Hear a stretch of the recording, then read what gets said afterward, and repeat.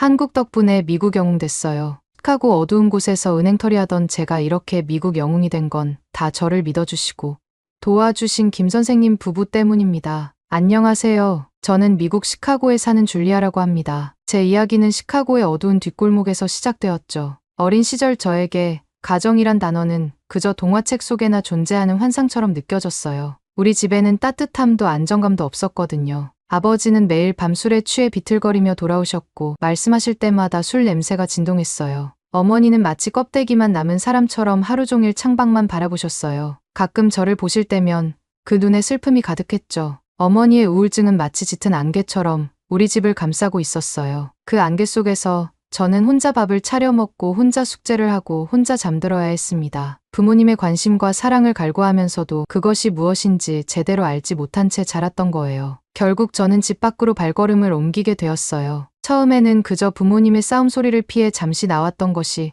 점점 더 길어졌죠. 거리는 제게 새로운 세상을 보여주었어요. 어둡고 차가웠지만 동시에 자유로웠거든요. 그러던 어느 날 저는 골목길 모퉁이에서 저와 비슷한 눈빛을 가진 아이들을 만났어요. 그들의 옷은 저처럼 낡고 허름했고 얼굴엔 배고픔과 외로움이 묻어났죠. 우리는 서로 의지하며 살아갔습니다. 그렇지만 생존을 위해 우리가 의지한 방법은 옳지 않았습니다. 극도의 배고픔은 우리의 양심을 갉아먹었어요. 처음엔 작은 가게에서 빵 한 조각을 훔치는 것으로 시작했죠. 그러다 점점 대담해져 편의점 강도까지 저질렀어요. 한 번은 저희 중 한 명이 체포될 뻔한 적도 있었는데 그때 우리는 처음으로 폭력을 썼어요. 그 순간 저는 무언가가 돌이킬 수 없이 변해버렸다는 걸 느꼈죠. 하지만 우리에겐 선택의 여지가 없어 보였어요. 배고픔에 시달리는 고통 그리고 그 고통을 잊기 위해 저지르는 범죄들이 이제는 우리의 일상이 되어버렸죠. 매일 밤 죄책감에 시달렸지만 다음날 아침이면 또다시 굶주림과 싸워야 했어요. 그러던 어느 날 우리 갱단의 리더가 큰 계획을 가지고 왔어요. 시내 중심가에서 조금 떨어진 곳에 은행을 털자는 거였죠. 처음 들었을 때 저는 겁에 질렸어요. 하지만 리더는 이번 한 번이면 우리 모두 새 삶을 시작할 수 있다고 말했어요. 더 이상 자질구레하게 매일 소매치기 하고 편의점 터는 것도 그만둘 수 있다는 말에 저는 난생 처음 희망이란 걸 봤어요. 그 계획에서 제 역할은 금고를 여는 것이었어요. 어릴 때부터 손재주가 좋아 자물쇠 따거나 문을 여는 것을 잘했거든요. 준비 과정에서 저는 이상한 흥분을 느꼈어요. 마치 영화 속 주인공이 된 것 같았죠. 위험하다는 걸 알면서도 그저 스릴 넘치는 모험이라고 자신을 속였어요. 강도날 우리는 모두 긴장했지만 동시에 흥분했어요. 가면을 쓰고 은행에 들어갔을 때 저는 심장이 터질 것 같았어요. 경보음이 울리고 사람들의 비명이 들렸지만 저는 오직 금고에만 집중했죠. 떨리는 손으로 금고를 열 때 저는 이게 우리의 마지막 범죄가 될 거라고 믿었어요. 하지만 현실은 제 예상과 너무나 달랐습니다. 경찰에 체포되어 소년원에 수감되었고 제 얼굴이 지역 뉴스에 보도되는 수모를 겪었죠. 그제야 저는 제가 얼마나 위험한 길을 걸어왔는지 깨달았습니다. 소년원에서의 시간은 고통스러웠지만 동시에 저를 변화시키는 계기가 되었어요. 처음으로 제 삶을 되돌아보게 되었고 이대로는 안 된다는 것을 깨달았죠. 출소 후 저는 새로운 삶을 살기로 결심했어요. 하지만 현실은 제 의지와는 너무나 달랐죠. 전과자라는 낙인은 마치 제 이마에 새겨진 보이지 않는 글자 같았어요. 처음엔 희망에 차서 이력서를 들고 여기저기 돌아다녔어요. 패스트푸드점, 편의점, 주유소 가리지 않고 지원했죠. 하지만 면접관들의 표정이 굳어지는 걸 볼 때마다 제 마음도 함께 무너져 내렸어요. 한 번은 작은 마트에서 거의 합격할 뻔했어요. 주인 아저씨가 제게 호의적이었거든요. 그런데 신원조회 과정에서 제 전과가 발각됐죠. 주인 아저씨의 표정이 실망과 두려움으로 바뀌는 걸 보며 저는 또 한 번 좌절을 맛봤어요. 아저씨의 얼굴에서 여자 도둑한테 어떻게 편의점 카운터를 맡기겠니라는 표정을 읽을 수 있었죠. 어릴 적 한 번의 실수가 평생을 따라다니는 이 세상이 정말 미웠습니다. 그럴 때마다 저는 밤마다 내가 정말 달라질 수 있을까? 라는 의문과 싸웠어요. 세상은 제게 두 번째 기회를 주지 않는 것 같았거든요. 그럴 때마다 다시 범죄의 유혹도 찾아왔어요. 하지만 매번 소년원에서의 기억이 저를 붙잡았어요. 다시는 그곳으로 돌아가고 싶지 않았거든요. 그래서 저는 계속해서 문을 두드렸어요. 10번째, 100번째 문을 두드릴 때쯤 저는 거의 포기할 뻔했어요. 그때 우연히 발견한 곳이 한국인이 운영하는 김 선생님의 식당이었습니다. 그곳에서 저는 처음으로 진정한 이해와 용서를 경험했어요. 그날의 기억이 아직도 선명합니다. 비가 추적추적 내리는 쌀쌀한 가을날이었죠. 여러 곳에서 거절당한 끝에 마지막으로 들어간 김 선생님의 한식당은 문을 열자 따뜻한 된장찌개 냄새가 코를 찔렀죠. 김 선생님이 주방에서 나오시다 저와 눈이 마주쳤습니다. 처음엔 저를 의심스러운 눈초리로 보셨죠. 저는 이러다 또 쫓겨나겠다 생각이 머릿속을 스쳐 지나갔습니다. 그러다 나중에 제 신분을 들키고 쫓겨날 바에야 처음부터 모든 것을 말하자는 생각이 들었어요. 멀뚱멀뚱 서서 저를 바라보는 김 선생님의 얼굴에 대고 저는 범죄자고 소년원에서 출소하고 일을 알아보고 있다고 말씀드렸어요. 저희 당돌함 때문인지 김 선생님도 대뜸 여기에 일하려고 온 거냐고 물어보셨어요. 저는 이때다 싶어 제 이야기 한 번만 들어봐 주세요 말씀드렸습니다. 김 선생님은 눈을 살짝 감으시더니 그러자라면서 차를 한 잔 내어주시고 주방 안으로 저를 이끄셨어요. 저는 처음 보는 따뜻함과 차 대접에 마음이 녹아내리고 희망이라는 걸 보았답니다. 저는 이번이 마지막 기회라 생각하고 모든 것을 털어놓기로 마음먹었어요. 소년원에서 있었던 일, 길거리에 나와 범죄를 저질렀던 일까지 모두 말씀드렸죠. 가슴이 떨리고 목이 메었지만 한 번도 멈추지 않고 끝까지 이야기했어요. 놀랍게도 김 선생님은 제 말을 한 번도 끊지 않고 다 들어주셨어요. 때로는 눈살을 찌푸리기도 하셨지만 끝까지 경청해 주셨죠. 제가 말을 마치자 김 선생님은 깊은 한숨을 내쉬셨어요. 그 순간 저는 또 거절당하겠구나 싶어 마음이 무너졌죠. 하지만 김 선생님은 예상치 못한 말씀을 하셨습니다. 제가 정직하게 말해줘서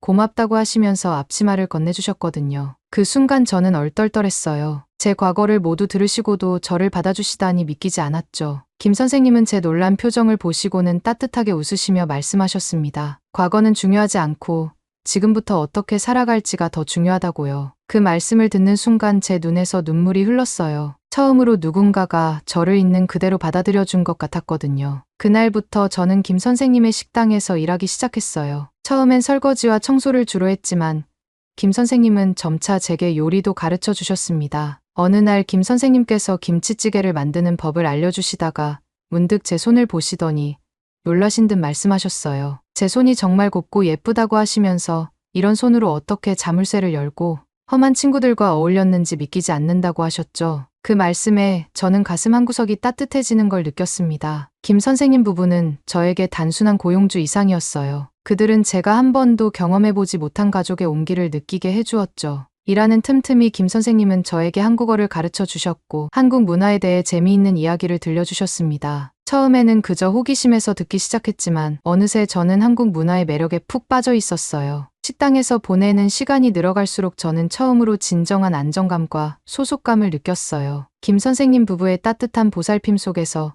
저는 새로운 삶의 희망을 보았답니다. 그들은 제게 단순히 일자리를 준 것이 아니라 제 인생의 새로운 장을 열어주신 거예요. 한국 문화에 대한 애정도 점점 깊어졌죠. 그러던 어느 날 우리 식당에 왕아오라는 중국인 사업가가 나타났습니다. 왕아오는 40대 후반의 날카로운 눈매를 가진 남자였어요. 그는 명품 슈트를 입고 고급 시계를 차고 있었죠. 처음 그를 봤을 때부터 불길한 예감이 들었습니다. 그는 우리 건물을 매입했다며 임대료를 2배로 올리겠다고 선언했어요. 김 선생님의 얼굴이 창백해졌죠. 저는 왕아오의 눈빛에서 위험을 직감했습니다. 그의 눈에는 돈에 대한 욕망만이 가득했어요. 나중에 알게 된 사실이지만 왕아오는 악명 높은 부동산 재벌이었습니다. 그의 수법은 교묘했어요. 잘 되는 한인 식당들만 골라 협박하고 쫓아내는 거였죠. 그렇게 상권을 망가뜨린 후 헐값에 주변 부동산을 사들이고 중국 상권으로 바꾼 뒤 비싸게 되팔았다고 해요. 며칠 후 왕아오가 다시 찾아왔습니다. 이번엔 주변 상권을 모두 중식당으로 바꾸겠다는 계획을 들고 왔더군요. 그의 말 한마디에 한인타운의 정체성이 위협받는 순간이었어요. 다음 날 아침 식당 문을 열려는 순간 제 눈에 들어온 것은 선명한 빨간색 딱지였습니다. 위생불량이라는 글자가 저를 비웃듯 쳐다보고 있었죠. 순간 온몸에 전율이 흘렀습니다. 김 선생님도 놀란 표정으로 그 딱지를 바라보셨어요. 김 선생님은 충격받은 목소리로 이게 무슨 일인지 중얼거리셨습니다. 우리는 즉시 보건소에 연락했어요. 하지만 그들의 대답은 충격적이었죠. 공식적인 위생 점검은 없었다는 겁니다. 누군가 거짓 신고를 한 것이 분명했어요. 그날 하루 종일 손님들의 발길이 뚝 끊겼습니다. 평소 북적이던 식당이 쓸쓸하게 비어있는 모습을 보니 가슴이 아팠어요. 김 선생님은 한숨을 깊이 내쉬며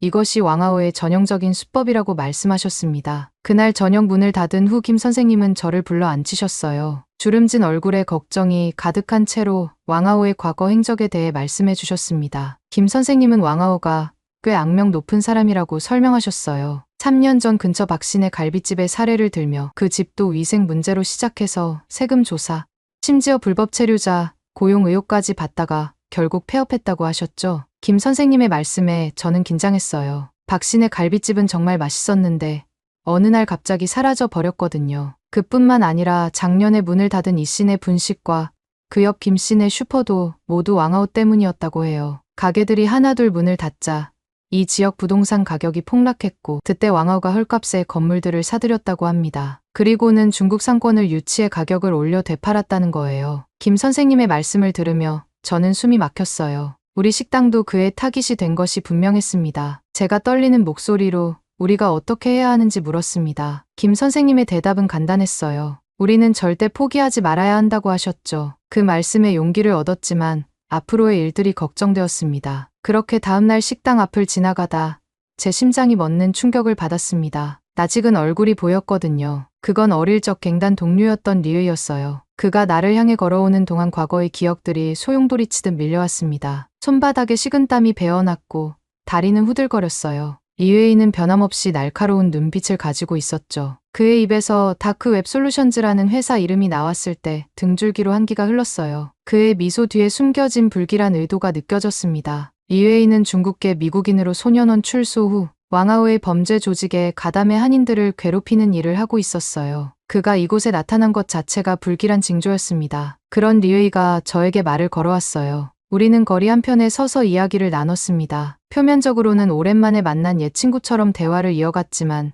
저는 계속해서 긴장을 풀 수 없었어요. 대화를 나누는 동안 저는 리웨이가 왕아우와 연관이 있다는 걸 눈치챌 수 있었습니다. 그는 우리 식당에 대해 묘한 관심을 보였어요. 특히 김 선생님에 대해 자세히 물어보더군요. 리웨이는 마치 무심한 듯 김 선생님의 사업 규모, 주요 고객층, 심지어 일일 매출까지 캐물었어요. 저는 최대한 모호하게 대답하려 노력했지만 그의 날카로운 질문들을 피하기가 쉽지 않았습니다. 그의 말에 숨겨진 의도를 파악하려 애쓰면서 저는 식은땀을 흘리고 있었어요. 이 대화가 우리 식당과 김 선생님께 어떤 위험을 초래할지 걱정되었습니다. 그리고 아니나 다를까 제 불길한 예감은 현실이 되고 말았어요. 리웨이와 만난 지 불과 며칠 후 우리 식당을 비방하는 온라인 게시물들이 갑자기 늘어났어요. 위생 문제부터 시작해 한국 음식의 진정성까지 의심하는 글들이었습니다. 이건 분명 조직적인 공격이었죠. 특히 충격적이었던 건 누군가 가짜로 만든 듯한 우리 주방에 비위생적인 모습을 담은 사진이 퍼져나가기 시작했다는 거예요. 분명 조작된 이미지였지만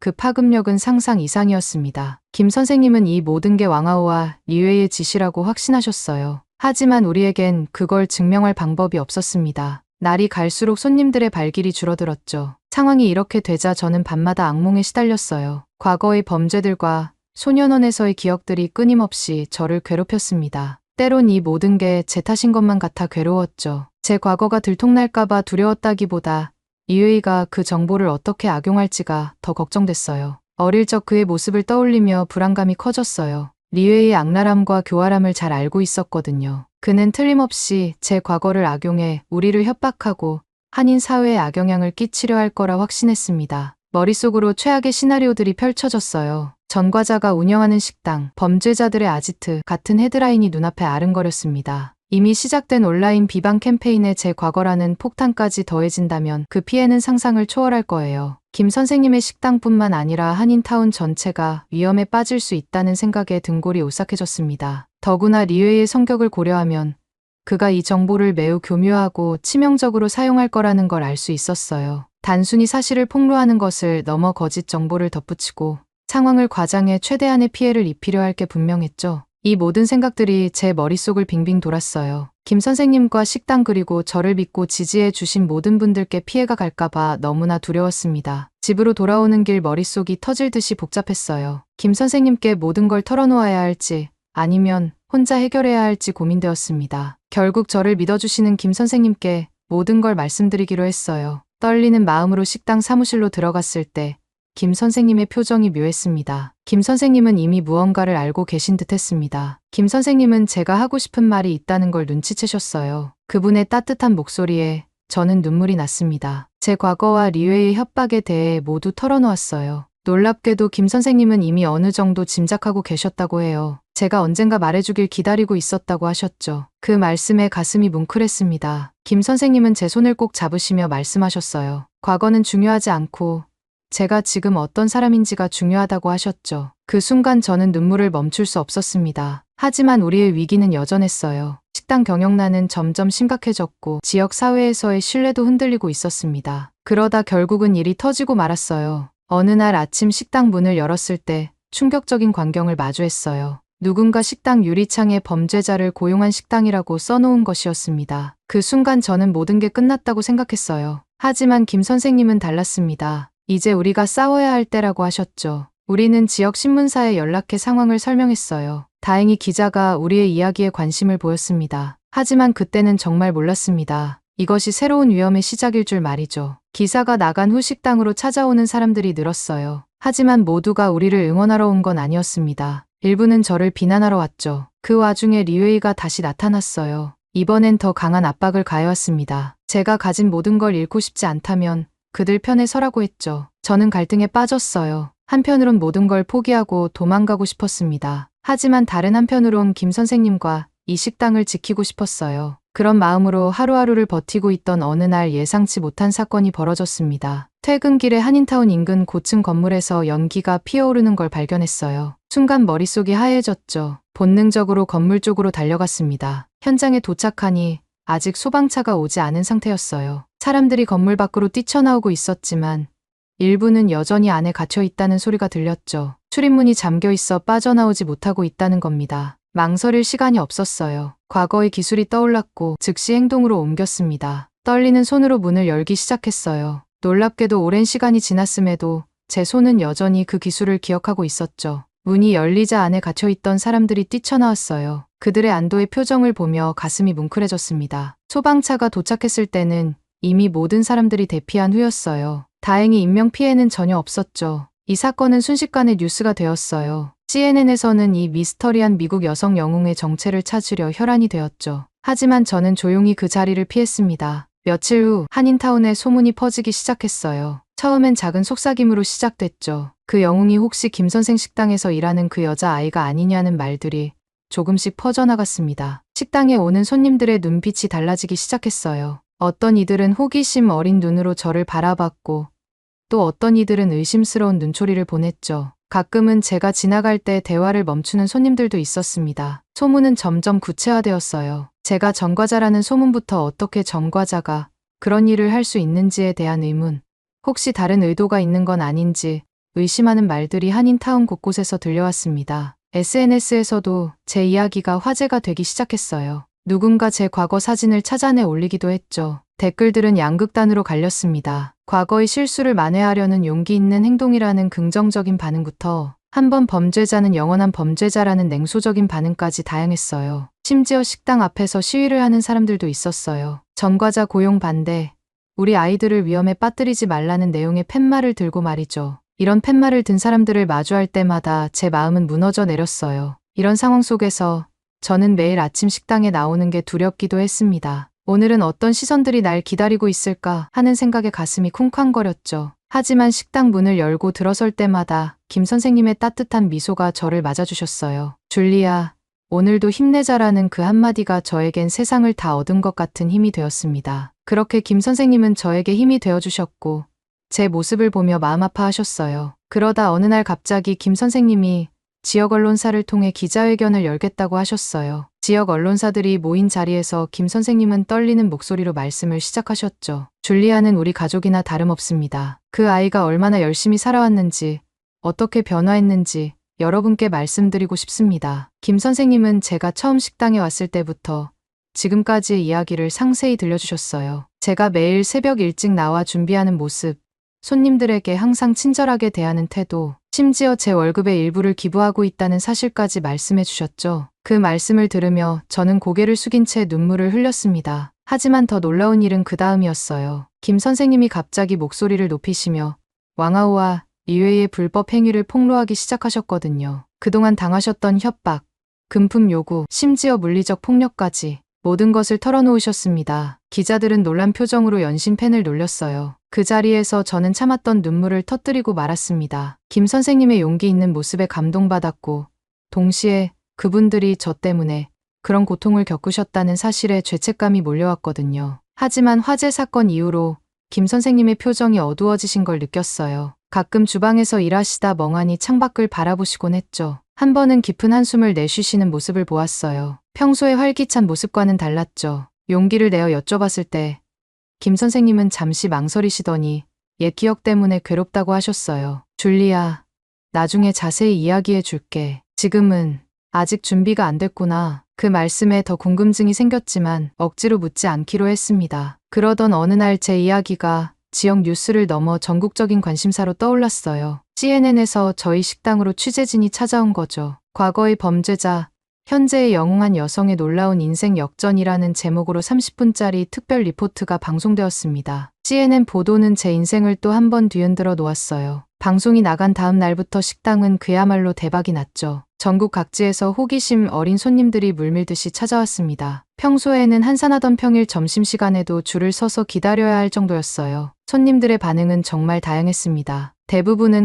호의적이었어요. TV에서 봤어요. 정말 대단하세요. 당신의 용기에 박수를 보냅니다. 같은 말들을 건네는 분들이 많았죠. 어떤 분은 저와 비슷한 처지의 자녀 이야기를 하며 눈물을 글썽이기도 했고, 사진을 함께 찍자고 요청하는 분들도 있었어요. 하지만 모든 손님이 우호적인 건 아니었습니다. 가끔 날카로운 질문을 던지는 분들도 있었어요. 정말로 과거의 삶과 완전히 단절했나요? 다시 범죄를 저지를 가능성은 없나요? 같은 질문들이었죠. 처음엔 이런 질문들에 당황하고 상처받기도 했지만 점차 이해하려 노력했어요. 그분들도 단지 걱정하는 마음에서 그런 질문을 한다는 걸 알게 되었거든요. 심지어 다른 주에서 일부러 저희 식당을 찾아오는 손님들도 있었어요. 어떤 분은 뉴욕에서 비행기를 타고 왔다며 제 이야기에 큰 감동을 받았다고 말씀하셨죠. 그런 말을 들을 때마다 제가 한 행동이 누군가에게 의미 있는 영향을 줬다는 생각에 가슴이 뭉클해졌습니다. 이렇게 갑작스러운 유명세를 얻게 되면서 저는 더 큰 책임감을 느꼈어요. 이제 제 행동 하나하나가 많은 사람들에게 영향을 미칠 수 있다는 걸 알게 되었거든요. 그래서 더욱 열심히 그리고 정직하게 살아가려 노력했습니다. 그리고 CNN 방송 이후 왕아오에 대한 여론도 급변하기 시작했어요. 경찰이 왕아오와 이웨이에 대한 본격적인 수사에 착수했다는 소식이 들려왔죠. 김 선생님의 용기 있는 폭로가 결실을 맺은 거예요. 수사가 진행되면서 왕아오와 이웨이의 범죄 행각이 하나둘 밝혀지기 시작했습니다. 불법 자금 세탁, 강압적인 상권 장악, 심지어 폭력 조직 운영까지 그들의 죄목은 상상 이상으로 무거웠어요. 몇 주간의 치열한 추적 끝에 경찰은 마침내 왕아오와 이웨이 그리고 그들의 일당을 일망타진했습니다. 뉴스에서 그들이 수갑을 찬 채 연행되는 모습을 보며 가슴이 쿵쾅거렸어요. 체포 소식이 한인타운에 퍼지자 거리에는 환호성이 울려 퍼졌습니다. 오랫동안 그들의 횡포에 시달렸던 상인들이 눈물을 흘리며 서로를 부둥켜 안았어요. 재판은 신속하게 진행됐죠. 왕아오와 리웨이는 중범죄로 기소되어 중형을 선고받았습니다. 그들이 법정에서 끌려나가는 모습을 보며 한 시대가 막을 내렸다는 느낌이 들었어요. 한인 커뮤니티에는 안도의 한숨이 퍼졌습니다. 이제야 비로소 자유롭게 숨을 쉴 수 있게 된 것 같았어요. 오랫동안 왕아오의 폭력에 시달렸던 분들이 하나둘 용기 내어 이야기하기 시작했죠. 지역 사회의 분위기도 확연히 달라졌어요. 새로 문을 연 가게들 그리고 젊은이들의 밝은 웃음소리가 타운을 가득 채웠습니다. 김 선생님의 식당도 달라졌어요. 이제는 단순한 식당이 아닌 우리 한인 사회의 중심 같았죠. 사람들이 모여 미래를 이야기하고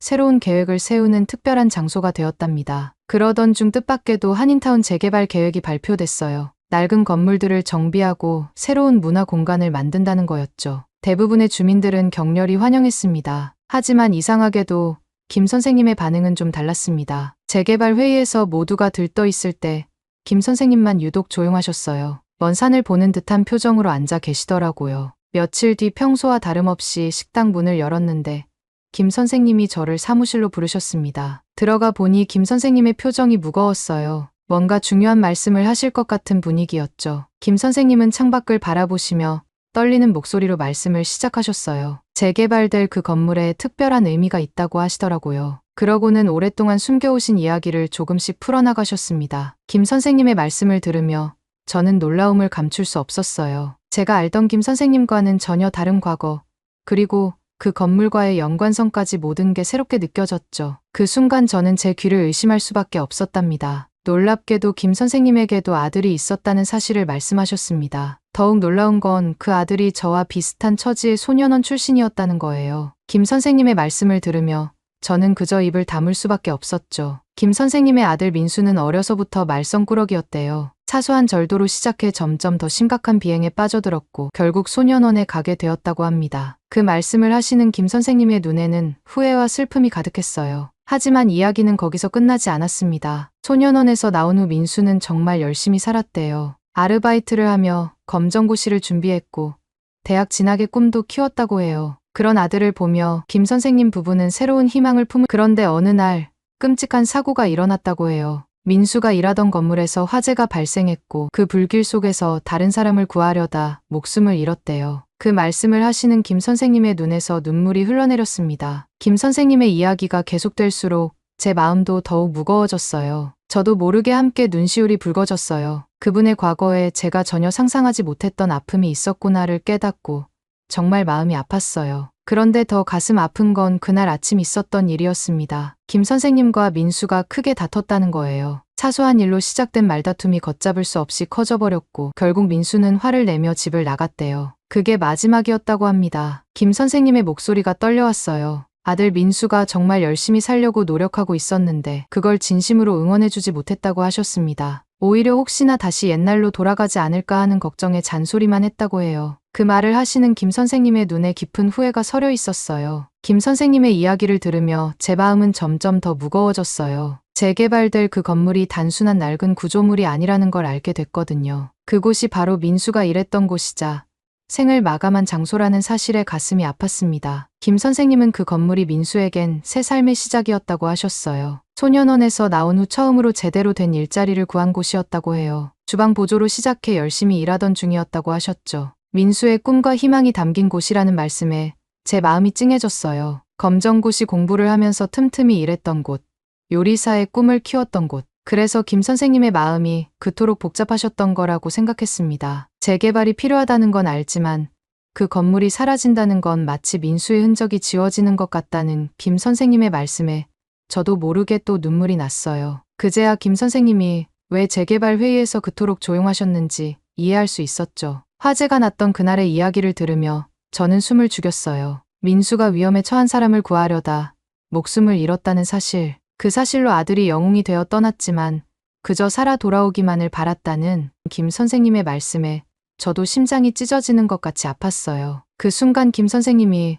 왜 저를 그토록 아끼고 보살펴 주셨는지 완전히 이해할 수 있었습니다. 저를 처음 받아들일 때 과거는 중요하지 않고 지금부터 어떻게 사는지가 중요하지라고 말씀하셨던 것도 이제 그 의미를 정확히 깨달은 것 같았습니다. 그리고 그 재개발될 건물이 김 선생님께 얼마나 특별한 의미를 가진 곳인지도 깊이 깨달았어요. 아들에게 마지막으로 따뜻한 말 한마디 해주지 못한 것이 얼마나 후회가 될까 하는 그의 죄책감도 느낄 수 있었습니다. 그러다 김 선생님이 제 이야기를 꺼내셨죠. 제가 처음 식당에 찾아왔을 때 김 선생님은 저에게서 민수의 모습을 보셨대요. 똑같이 방황하던 젊은이 하지만 변하고 싶어 하는 간절한 눈빛까지 그 모습이 민수와 너무 닮았다고 하셨어요. 김 선생님은 떨리는 목소리로 말씀하셨어요. 저를 받아들이는 것은 단순한 고용이 아니었대요. 민수에게 하지 못했던 것들, 주지 못했던 기회를 저에게 주고 싶으셨던 거죠. 그 말씀을 듣는 순간 제 눈에서 눈물이 멈추지 않았어요. 그동안 받았던 따뜻한 관심, 끝없는 응원, 그 모든 것의 의미를 깨달았거든요. 김 선생님의 크나큰 사랑과 아픔이 고스란히 전해져 왔어요. 동시에 제가 얼마나 큰 사랑을 받아왔는지 새삼 깨달았습니다. 그저 감사합니다라는 말밖에 할 수 없었어요. 김 선생님도 눈물을 흘리셨고 우리는 말없이 서로를 껴안았습니다. 그날 이후 김 선생님과 저희 관계는 완전히 달라졌어요. 단순한 고용주와 직원이 아닌 서로의 아픔을 이해하고 위로하는 진정한 가족이 되었죠.